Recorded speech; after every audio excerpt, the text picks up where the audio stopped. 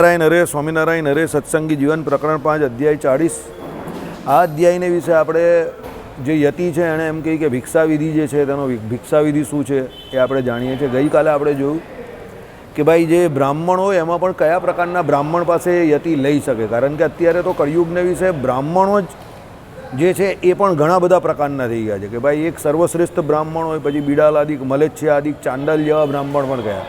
એટલે જે વેદાધ્યાને રહિત હોય, કાંદો લસણ ખાતા હોય, ડુંગળી લસણ એટલે ખાતા હોય, એવા દારૂ બારૂ પીતા હોય, એવા હોય પર સ્ત્રી લંપત હોય, ચોરી કરતા હોય, લોભી હોય, એવા બધા જે છે તે બધા મલેચ્છ, ચાંદાલ આદિક જે કોઈ અંત્ય જાતની એટલે એકદમ નીચ યોની કહેવાય એવા કર્મને કરતા હોય તો એવા પાસેથી અન્ન જ્યારે પણ આવા જે કોઈ યતિ હોય એને ગ્રહણ કરવું નહીં.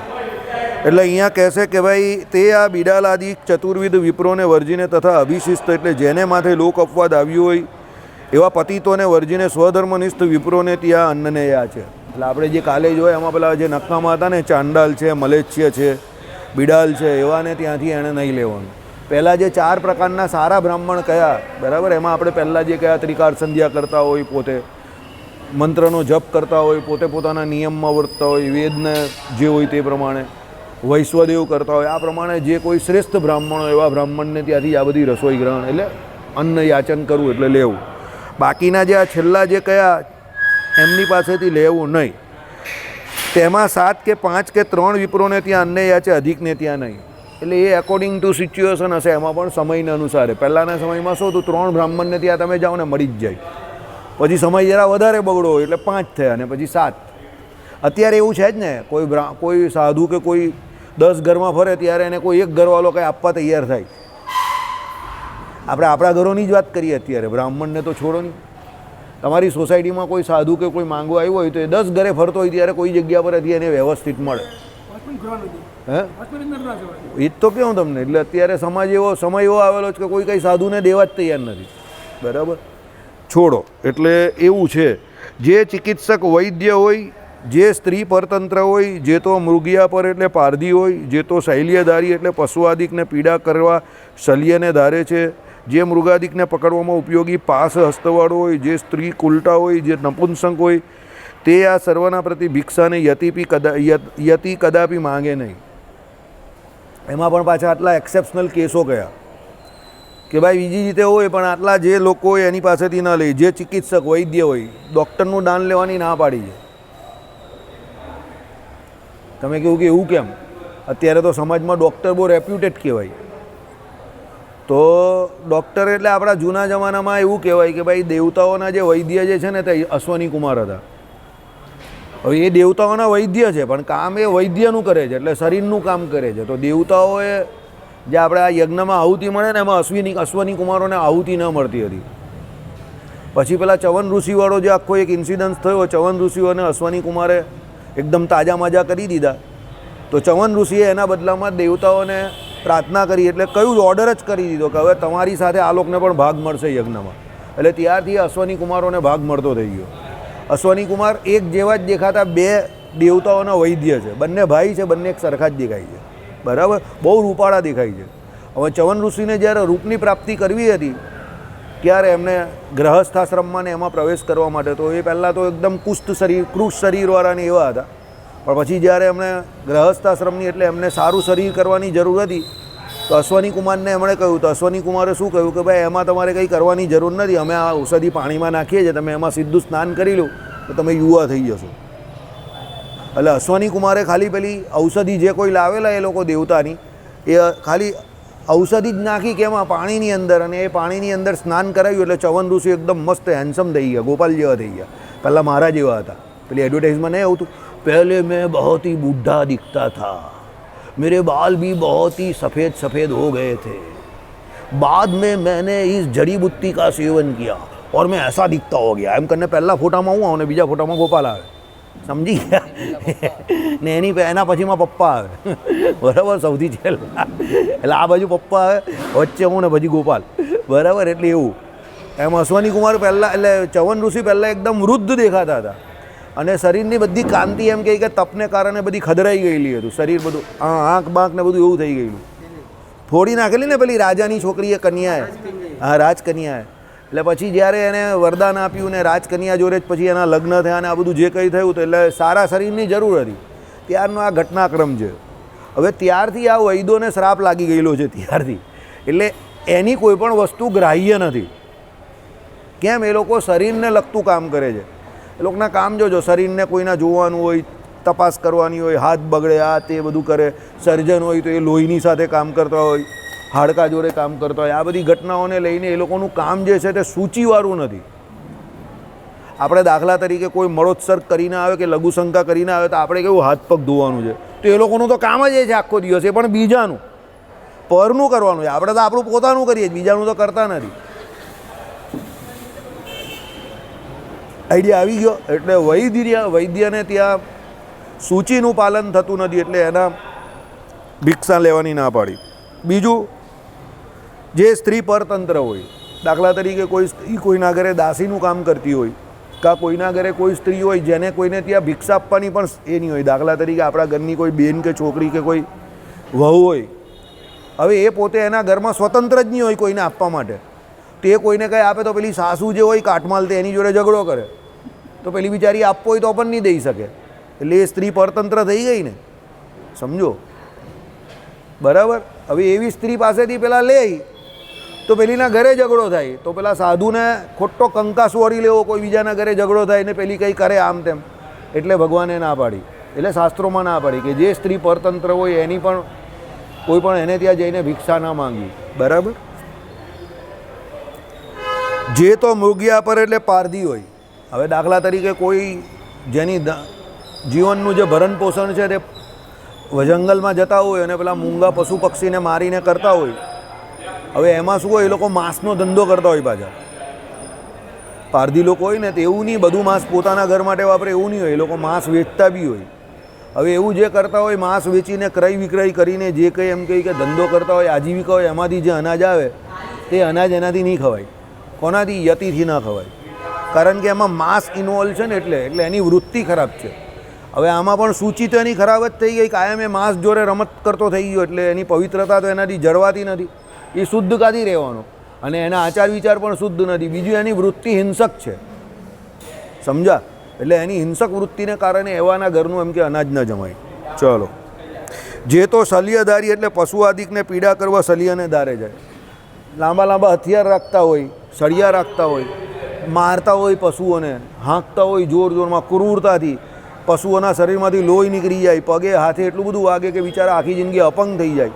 આવા જે ક્રૂર વ્યક્તિ હોય કે જે પાપી વ્યક્તિ છે, પાપાચારને વિશે પ્રવર્તનારા છે, તો એની આજીવિકામાંથી પણ કંઈ પણ ખાવાની ના પાડી છે. આપણે આગળ ઘણી વખત ચર્ચા કરી છે કે તમે જે દાન કરો છો એમાં તમારી આજીવિકાનું સાધન શું છે એ બહુ જવાબદાર છે. દારૂ બળદને આમ ખીરી ખીરી દેખાડતો ખબર છે, પણ બળદને મારા માટે ખીલી હોય ને એ ગળિયામાં રાખે, સીધો બળદ અમને સ્પીડમાં ચલાવો તો ઘુસાડે છે. આમ તો ખબર પડે તમને કે ખેડૂત ખેતી કરી રહ્યો છે, પણ લોહીમાં કરતા ખેડૂત એવું જ એવું જોઈએ તો એટલે પણ ના પાડે. એટલે પશુ આદિકને પછી જે મૃગાદિકને પકડવામાં ઉપયોગી પાસ હસ્તવાળો હોય. પાસ હસ્ત એટલે તમને ખબર ને, હાથમાં પેલું પાસ ધારે ઝાડ આમ કરીને ફેંકે એને, એટલે એની અંદર પેલા બધા ફસાઈ જાય, સમજા? પેલું મોટું એમ ઝાડ જેવું જ હોય ને, આમ એને ફેંકે એ લોકો, કાંઈ એને હા એના પગમાં પેલું આપણે ગિલોડ જેવું કે એવું નહીં કે આમ કરીને આમ, બસ એવું. એટલે જેનાથી બિચારા કોઈ પશુ પક્ષી હોય એને બિચારાને કેટલું દુઃખ થાય ને તડપી તડપીને મરતા હોય એ લોકો. બરાબર. એટલે એ પણ એની વૃત્તિ ખરાબ છે અને હિંસક વૃત્તિવાળો છે, ક્રૂર છે, એટલે એના ઘરનું અનાજ ન ખવાય. જે સ્ત્રી ઉલટા હોય, પહેલી પરતંત્ર કહીએ પણ અને કુલટા હોય, એને કેરેક્ટરના કોઈ ઠેકાણા નથી. બરાબર. એટલે એવી જે સ્ત્રી હોય તે તો આમ પણ સાધુ માટે દરેક રીતે દર્શનીય પણ નથી, મળવાને પણ યોગ્ય નથી, દર્શનીય નથી. તો એવી સ્ત્રી હોય એને કાયમ માટે એમ કહે કે શું ત્યાજ્ય જ છે, એટલે એના હાથનું કંઈ ગ્રહણ કરાય એવું નથી. જે નપુંસક હોય, નપુંસક આપણે ત્યાં દરેક શાસ્ત્રોમાં જો આમ લોકો બહાર એવું કહે છે કે એ લોકો મળે તો એ બધા તમને આવીને એમ કહે કે વરદાન આપી જાય કે એવું, પણ આપણા શાસ્ત્રોમાં દરેક શાસ્ત્રોમાં અત્યાર સુધી મેં જ્યાં સુધી અભ્યાસ કર્યો દરેક શાસ્ત્રોમાં એવું આવે છે કે નપુંસકની કોઈ પણ વસ્તુ ગ્રહણ નહીં કરવાની. ખબર નહીં, નપુંસકની બધી વસ્તુ ગ્રહણ કરવાની ના પાડે છે. એના ઘરનું અનાજ કે એની પાસેથી કંઈ પણ લેવાની ના પાડે છે, સમજો. હવે એવું કેમ છે તે મને નહીં ખબર, પણ એવું કહે છે નપુંસક વિશે કે એને પૂર્વજન્મમાં બહુ મોટા કોઈ સ્ત્રી સંબંધી પાપ કર્યા હોય, બળાત કોઈની જોડે એમ કહી કે જે કંઈ ન કરવાનું હોય એ કર્યું હોય એણે, આપણે જે આપણી ભાષામાં જેને બળાત્કાર કે એવું કહીએ, તો એને ભગવાન પછી નપુંસક બનાવે છે, સમજો.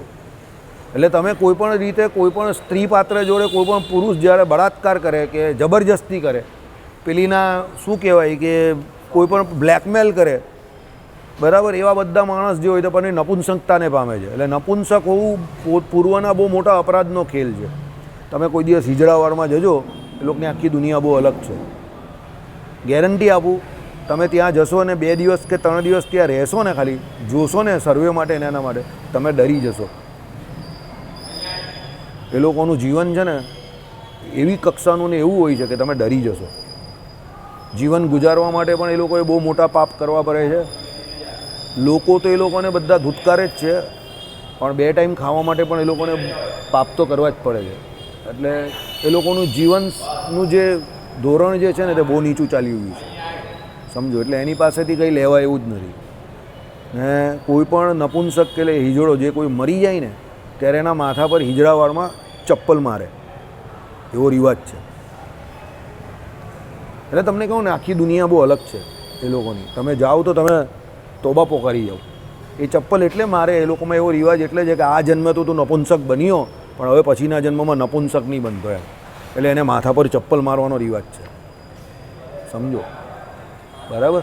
એટલે આપણે વારંવાર કહીએ છીએ ભગવાને તમને જે દીધું જ ને, જે છે એમાં રાજી રહેજો ભાઈ, બધું બરાબર છે, બરાબર. ચાલો, ઓકે.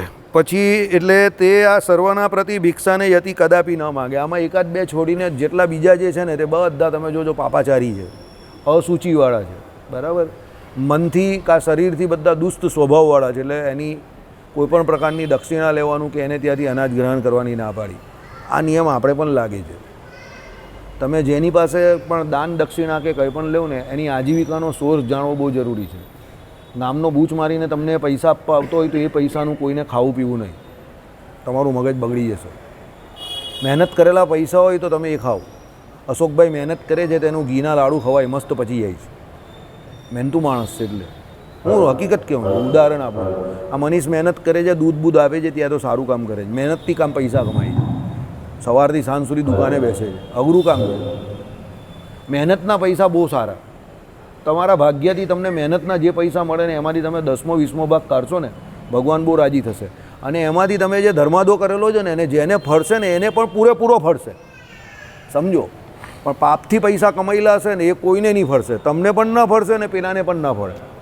એ સુખ આપનારા નહીં થાય, યાદ રાખજો. એટલે તમે જોજો જેટલા પણ સરકારી કર્મચારી હોય અને જેટલાની ટેબલની નીચેની આવક હોય એની બીજી પેઢી કાં ત્રીજી પેઢી તમે જોજો બધું બધા આયારામ ગયારામ જેવા જ આવે એને ત્યાં.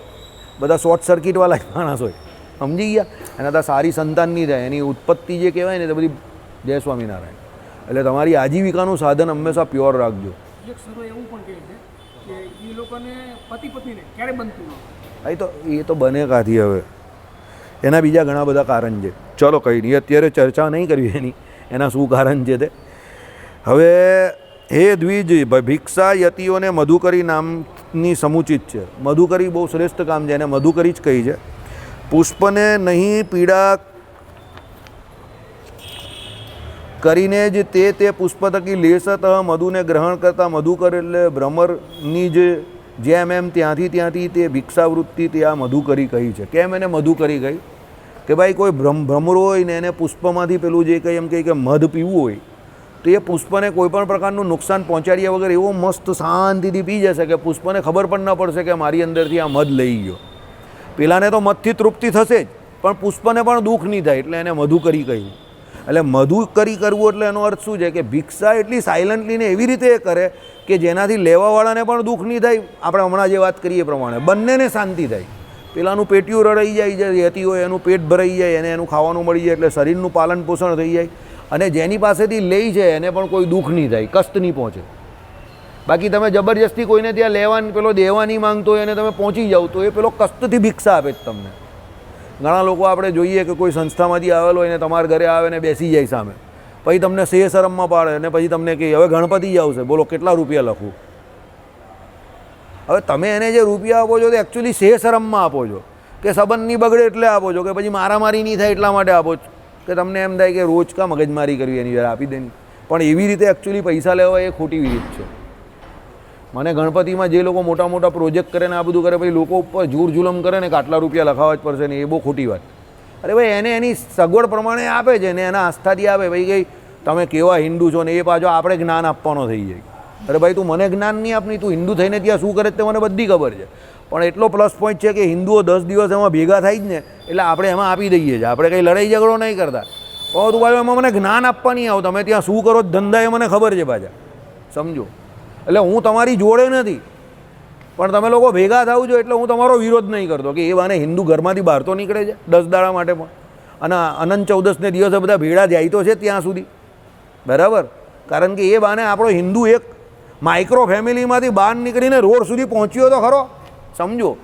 એટલે આપણે એનો વિરોધ નહીં કરીએ, પણ એનો મતલબ એવો નથી કે એના દરેક કામમાં સહકાર બી આપવો જોઈએ.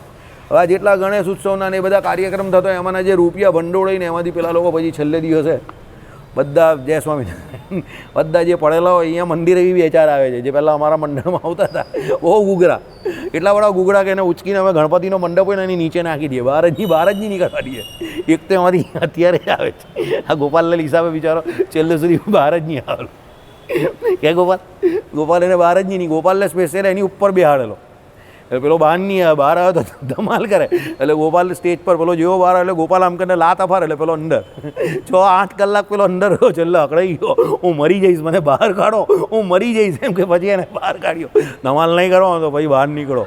પછી મને કંઈ મને અકળાઈ નાખ્યો તમે લોકો એમ કે મેં કીધું કામ જ એવું કરે તો પછી તને એવું જ કરવું પડે ને. અત્યારે એ મંદિરે આવે છે, અત્યારે કેવો છે મને ખબર નથી, પણ એ પહેલાં એવો જ હતો, બરાબર. એટલે એવા લોકો જે હોય એને લીધે આ બધા હિન્દુઓને આ બધા બદનામ થાય છે, બરાબર. આ વિમલ એને ઓળખે છે એ કોણ હતો તે, એટલે આપણે એનું નામ નહીં આપતા, બિચારાને ખોટો બદનામ કરો. પણ એવું શું કામ કરો તમે, સમજો. ભાઈ ગણપતિ ઉત્સવ છે તો એમાં તમારે ગણપતિજીની ચતુર્થીમાં ભગવાને કહ્યું એ પ્રમાણે ગણેશ ચતુર્થીને દિવસે પૂજા કરવાની છે, કરી લેવું. ચાલો ભાઈ તમે 10 દિવસ ગણપતિને રાખો, વિસર્જન કરો. પણ આ બધી દેવને લગતી બાબત છે, સાત્વિક દેવતા છે ગણપતિ, તો તમે એ પ્રમાણે વર્તો ને. 12 મહિના બધા પિક્ચર સંભળાવી દે. હવે ગણપતિને તમે પિક્ચરના ગયા ને સંભળાવો, પછી ગણપતિજીને લઈ જાઓ તો એમાં અડધા ઉપર લોકો ગુગરા હોય, પછી માંસ મચ્છી ખાતો એ ગુગરા, અમે લોકો એનો ગુગરા કહીએ, બધા ગુગરા, તન દોલે મેરા મન દોલે. હવે તમે અનંત ચૌદસને દિવસે જાઓ તો દર 5મો માણસ ગુગરો જ હોય. ખેંચતો હોય ગણપતિજીની સવારીનો હોય ગુગરો, બરાબર. ને તમે જોજો ગણપતિજીનું જે અનંત ચૌદસને બીજા દિવસનું પેપર જોજો, 2-3 હિન્દુ ખોટા લડીને મરી ગયા હોય. 2 કે 3 હિન્દુ ઓછામાં ઓછા, વધારે હશે. તલવારબાજી થઈ, ચપ્પુબાજી થઈ, આ ને પેલા મંડળવાળા લડ્યા ને મરી ગયા, પેલો અંદર ઘૂસી ગયો એમાં મારામારી થઈને મરી ગયા. બસ. હવે તમે આ કામ કરવા માટે, એકતા માટે તમે ભેગા થયેલા ને તો પછી આ કામ કર્યું, તમે લડ્યા ને મરી ગયા, સમજો. હવે એ લડે કેમ? આ બોલે એટલે દેવનો અપરાધ થયો ને. સૂચિ તમે ન જાળવી ને, ગણપતિએ પછી શું કર્યું? સૂંદ ફેરવી તમારી ઉપર જોરમાં. ગણપતિજીને લાડુ ખવડાવવાના છે મસ્ત મસ્ત મલાઈ માર કે, તમે એની જગ્યા પર પોતે ટિંડક થઈ ગયા. તો પછી એવું જ ને, હું ને ગોપાલ હતા ને તો અમે જે ગણપતિમાં બપોરે બેસીએ ને એ ગણપતિ રોજ બપોરે લાડુ ખાઈ જાય. એટલે એમાં શું, સવારે અજય મહારાજ આવે, ગણપતિજીની પૂજા કરે એટલે બોલે ચાલો ભાઈ આજે કોનો નંબર છે, એટલે એના ઘરમાંથી લાડુ આવે, એટલે પેલા જેનો નંબર હોય ને એના ઘરમાંથી મસ્ત લાડુ આવે, એટલે આમ થાળીમાં ગોઠવાઈ જાય. પછી ગણપતિજી જમે. પછી બપોરે અજય મહારાજ કહે કે ચાલો હવે ગણપતિને લાડુ મૂકી દો, એટલે અમે લોકો મૂકી દઈએ. પછી અજય મહારાજ ચાલ્યા જાય. પછી બપોર પર એટલે બંધ થઈ જાય પડદો. પછી સાંજે 4 વાગ્યા આવે ને તો રોજ ગણપતિ લાડુ ખાઈ ગયા હોય, રોજ ખાઈ જાય. બોલ ગણપતિ લાડુ, અમારા ગણપતિ રોજ લાડુ ખાઈ જતા હતા, બરાબર. હા હશે જ, બહુ પ્રતાપી ગણપતિ, બરાબર. પછી અમને હું ને બાજુ ખબર ને કે ગણપતિ રોજ બપોરે લાડુ ખાઈ જાય છે, તો પછી લાડુ વધતા થઈ ગયા, ઘટ્યા નહીં. બોલ કે આ ગણપતિ તો લાડુ ખાઈ જાય, ચમત્કારી છે. તો પછી રોજ લાડુ વધતા થઈ ગયા થાળીમાં. બોલો કે ભાઈ આપણે ત્યાંથી બી જવા દેવું, ગણપતિ લાડુ ખાઈ જાય, લાડુ ખાઈ જાય. તો રોજ ગણપતિ લાડુ ખાય. અજય મહારાજને ખબર, અજય મહારાજ કહે કે તમારા ગણપતિ તો રોજ બપોરે લાડુ ખાઈ જ જાય છે. મેં કહું અમારા ગણપતિ રોજ બપોરે લાડુ ખાય, પણ પડદો પડે પછી ખાય, પહેલાં નહીં ખાય, બરાબર. ચાલો એટલે મનીષને કેટલું હસવું આવે છે, મનીષ કેટલો હશે, મનીષને મજા આવી ગઈ ને. તો ચરિત્રો બધા વાગોળવા જેવા હોય, મજા આવે એવા ચરિત્રો હોય બધા. ચાલો, એટલે આ મધુકરી આને કહી, બંને બાજુ સારું એમ, જેની પાસે લીધી એનું, જેણે લીધું એનું પણ. જેટલા ભિક્ષાન નદી ઉદરની પૂર્તિ થાય એટલાને તેટલા જ ભૈક્ષને કરે, અધિક નહીં. જો ભાઈ, સંગ્રહ જે છે એ કોઈ દિવસ કોઈ માટે હિતકારી નથી. દુનિયામાં જેટલો માણસ સંગ્રહ કરીને મરે છે, જો એટલા રૂપિયા એ વાપરતો હોય ને તો દુનિયામાં ગરીબી નહીં હોય, એક પણ માણસ ભૂખો નહીં રહે. આપણી સંગ્રહ વૃત્તિને કારણે ઘણા બધા લોકો ભૂખા રહી જાય છે. બાકી જો આપણામાં એવું હોય કે મને 2 વસ્તુ વધારે મળી જાય તો હું બીજાને આપું, તો એ ફાયદો જ થાય. હવે કાલની જ વાત કરીએ, આપણે અહીંયા શીરાનો ડબ્બો રાખેલો, તો છેલ્લે સુધી લોકો આવ્યા, છેલ્લે પેલો શરદ વાણીઓ પણ આને મને બતાવ્યો તો એને પણ મળ્યો, છેલ્લે નાનામાં નાના બધા માણસને દરિયા ભરીને શીરો મળ્યો, બધા ખાઈને લઈ ગયા. કેટલા બધા લોકો રાજી થઈ ગયા. અશોકભાઈને ખબર છે, એક ભાઈ કોથળી લઈને આવેલા, તો અશોકભાઈ કે તમે આને કોથળીમાં કેમ ને આપતા? મેં કોઈ જાય પછી કહેવા, પછી મેં એને દરિયામાં આપ્યો. પછી એ ભાઈ ગયા પછી અશોકભાઈને સમજ પડી કે મેં એની પાસે કોથળીમાં કેમ નહીં આપ્યો, એને દરિયામાં આપ્યો. જો તમે એને કોથળીમાં આપતે તો પેલા પાછળના 4 જણા હતા એને નહીં મળતે, પણ તમે એને કોથળીમાં નહીં આપ્યો ને દરિયામાં આપ્યો તો શરદ વાણિયાને મળ્યો. ને એ એનો હકીકતમાં હકદાર છે. તમે મારી વાત સમજ્યા? એટલે ઘણી વખત લોજિક ચલાવવો પડે. તે પછી આપ્યો ને શરદ વાણિયાને નીચેથી, ઉપરથી અમે એવી રીતે 3-4 જણાને આપ્યો, બરાબર? એટલે ઘણી વખત શું છે, તમારે તમારું એપ્લાય કરવું પડે એમ. ઉદરપૂર્તિ માટે જેટલું હોય એટલું જ, સંગ્રહ નહીં રાખવાનો. આજે ખાઈને આજે ઉડાડી દઉં મસ્ત મજાકથી, મસ્તીની વાપરી, કાલની વાત કાલે નવું ખાવું પાછા. ઉત્સવ તો થયા જ કરે ભગવાનની દયાથી, બરાબર? એટલે એ થયા જ કરવાના છે, એમાં ચિંતા નહીં કરો. આજનું આજે ઉડાડી દો, કાલનું કાલે દેખા જાયગા. જો હવે અત્યારે આ અમાસમાં આપણે પાછું રાખેલું છે, પેલી કન્યાઓ જે છે ને માનસિક રીતે બીમાર, અહીંયા આપણે આ પેલી કઈ હોસ્પિટલ, પ્રાણનાથ હોસ્પિટલની પાછળ વિજયનગર 1માં 25-30 જેવી છોકરીઓ અત્યારે તો છે, બિચારી માનસિક રીતે બીમાર છે. તે એક શાળા ચાલે છે, ત્યાં એ લોકોનું બધું કામકાજ કરે છે. 35 માણસનું આપણે જમવાનું રાખેલું છે અમાસને દિવસે દાન કરવાનું બહુ અતિ મહાત્મ્ય કહ્યું છે. આપણે પહેલાંને સોમવતી અમાસ છે, આ વખતે દર સમાવસ્યા છે. મારો વિચાર તો પહેલાં રાંદેરમાં ભોજન રાખવાનો હતો, પણ પછી મને એવું લાગ્યું કે હમણાં બહુ ઘણા બધા આપણે ભોજન બ્રાહ્મણના રાખેલા છે, તો થોડુંક થોભી જઈએ, બરાબર? એટલે પછી મેં કહ્યું કે આ છોકરીઓનું કરી દઈએ, એક નાનો પ્રોગ્રામ છે, એની જે ઈચ્છા હોય તો કહેજો. આપણે દિવ્યેશ મહારાજ જે છે ને એની પાસે જ બધી રસોઈ કરાવવાના છે, અને દાળ ભાત શાક પૂરી એ બનાવી દેશે. બ્રાહ્મણની રસોઈ ત્યાં જઈને આપી દઈશું, આપણે એને સામાન આપી દઈશું. અત્યારે જીગનને મેં એ જ કહ્યું તો હું તને સામાન લખાવું છું, આજકાલમાં લેતો આવજો, આપણે દિવ્યેશને પહોંચતો કરી દઈશું. ચોખ્ખું ગરમ ખાઈ છોકરાઓ, એ બી રાજી, આપણે બી રાજી, ભગવાન રાજી, બધા જ રાજી એમ. બહારનું બહાર, એ દિવસનું કામ એ દિવસે થઈ જશે, ભૂલી જવાનું. પછી એ અમાસ પૂરી થાય, પછી વોટ ઇઝ નેક્સ્ટ? પછી ગણપતિમાં આપણે જે કંઈ કરશું તે રાંદેર મંદિરમાં પાછા કરશું. અત્યારે આ નજીકનું છે તે આ કરી દેવાનું, પછી પાછું બીજું કંઈ વિચારશું. સમજ્યા? એમ જે કંઈ થાય તો આજનું આજે કરી દેવાનું, કાલનું કાલે. પછી જે થઈ ગયું એનું નહીં વિચાર કરવાનો. તો કાલે શીરાનું પૂરું થઈ ગયું, હવે એનો વિચાર આજે નહીં કરવાનો, હવે નેક્સ્ટ. એના પછી શું થાય તે ગણપતિમાં વિચારશું પાછા, બરાબર? ચાલો. જેને ઘેર 5 કે 7 વાર ભિક્ષાર્થે જતાં પણ મધુકરી ભિક્ષા મળે નહીં, તેના ઘરને ચાંદાનના ઘરની પેટે સદા વર્જી મૂકે. હા, આ વસ્તુ બરાબર છે. જેના ઘરે તમે 7-8 વાર 5-7 વખત જાઓ ભિક્ષા માગવા, પેલો આ દેવો જ નથી ને દેવાનો નથી, એટલે એનો સ્વભાવ તમને ખબર પડી ગઈ કે એનો નેચર શું છે. હવે એની કંઈ લાચારી મજબૂરી હોય, કંઈ પણ હોઈ શકે, બિચારો નહીં દઈ શકે એવો પણ હોય. હવે બધા બ્રાહ્મણ કે બધા લોકો કંઈ સદ્ધર થોડા હોય, બિચારાના કોઈના 12 હાંતા ટેર તૂટતા હોય એવા હોય, ગરીબ માણસ હોય એવા હોય કોઈ, તો પછી એના ઘરે જવાનું નહીં.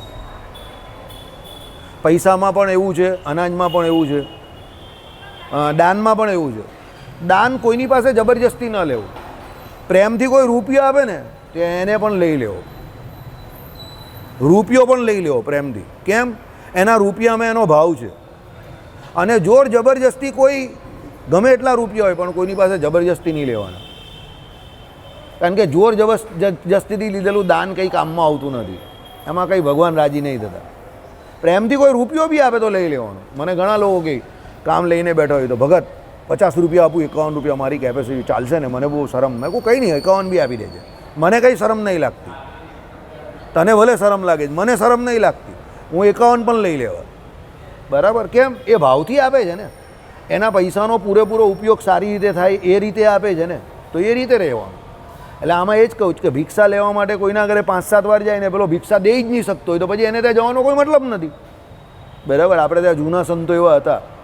પહેલાં તો સુરત બહુ નાનું હતું, તો પવિત્રાનંદ સ્વામીને આ બધા જે હતા ને આ સામે બાંધકામ કર્યું ને તો અમારા બાપદાદાઓ અમને કહેતા હતા કે સુરતમાં અમુક ઘરમાં જવાની ના પાડતા હતા કે ભાઈ આના ઘરે નહીં જતા, એને ત્યાંથી કોઈ પહેલેથી દેતું જ નથી.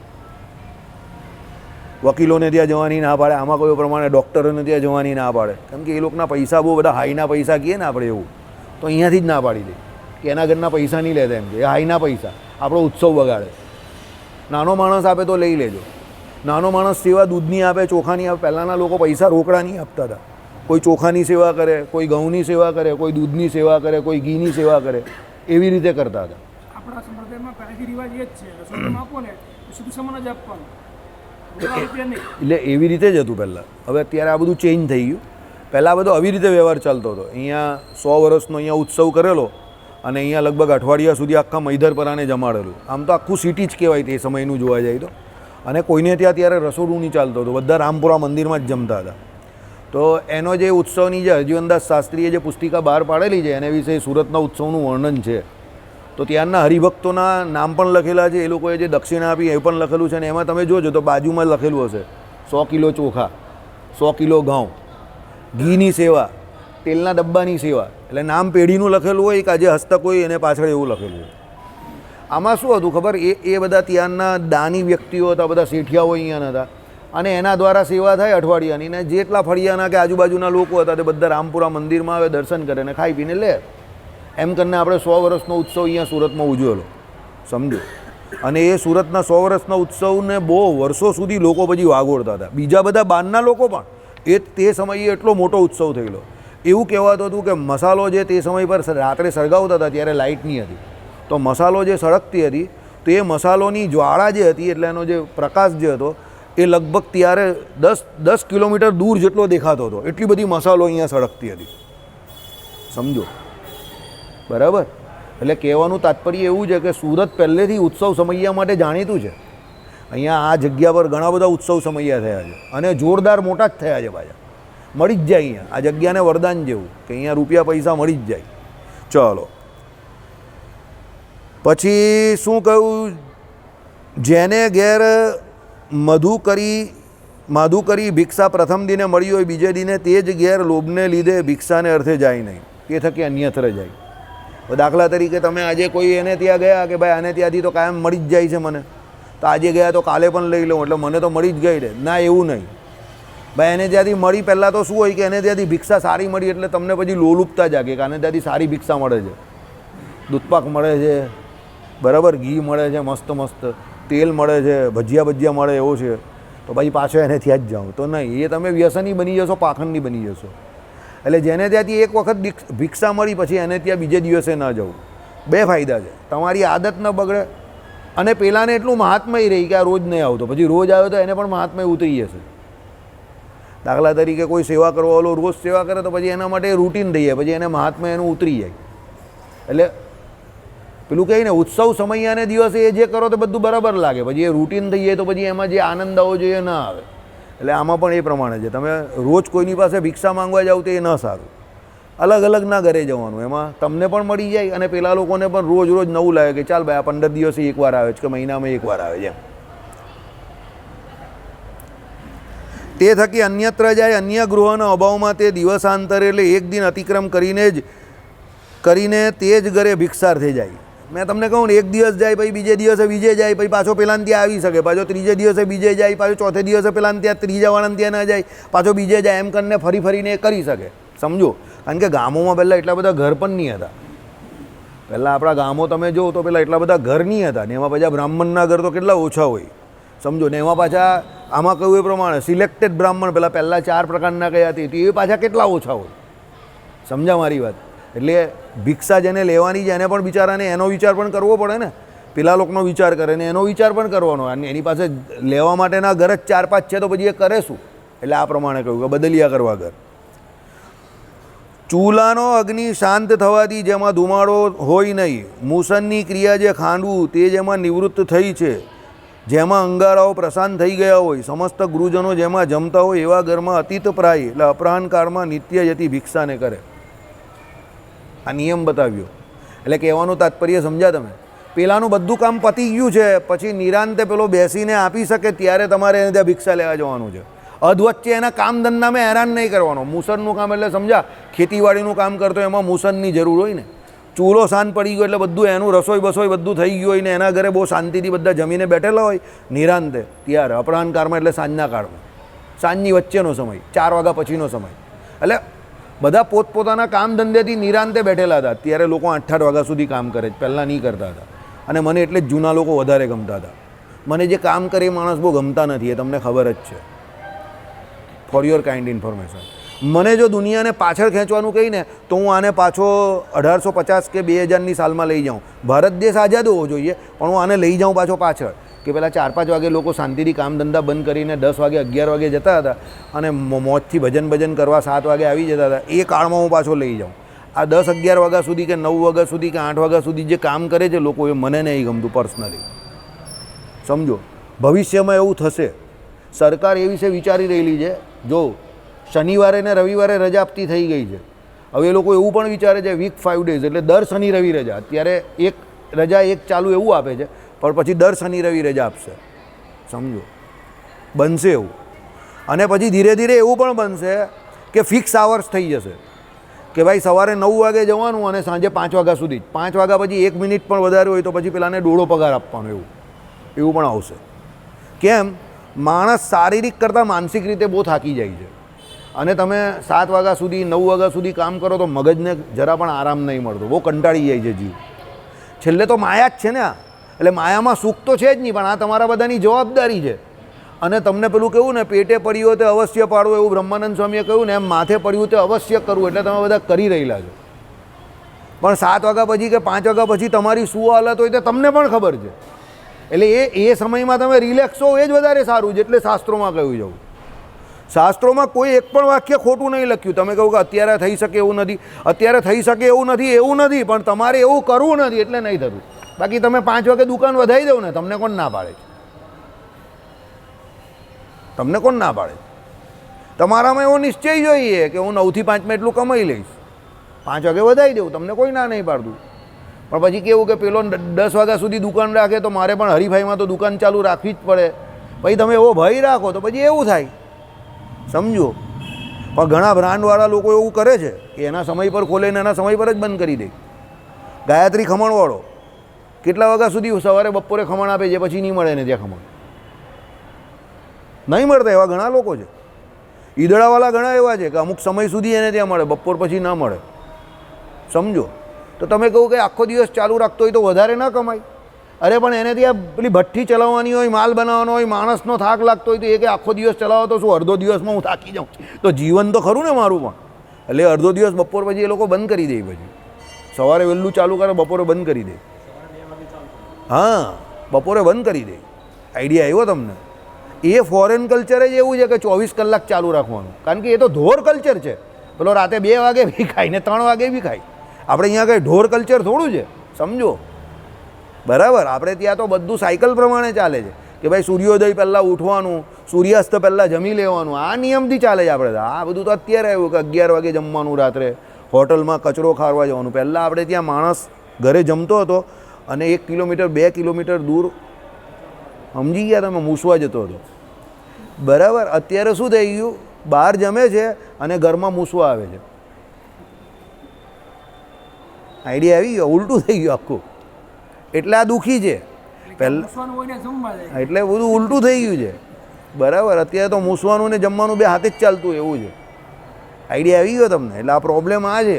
એટલે આપણે દુઃખી છે અત્યારે કે શારીરિક જે આપણી જે, જો એકચ્યુઅલી આપણું શરીર 100 વર્ષ સુધી બરાબર રહેવું જ જોઈએ, તાંબા જેવું, પણ નહીં રહે તો એનું કારણ આ છે.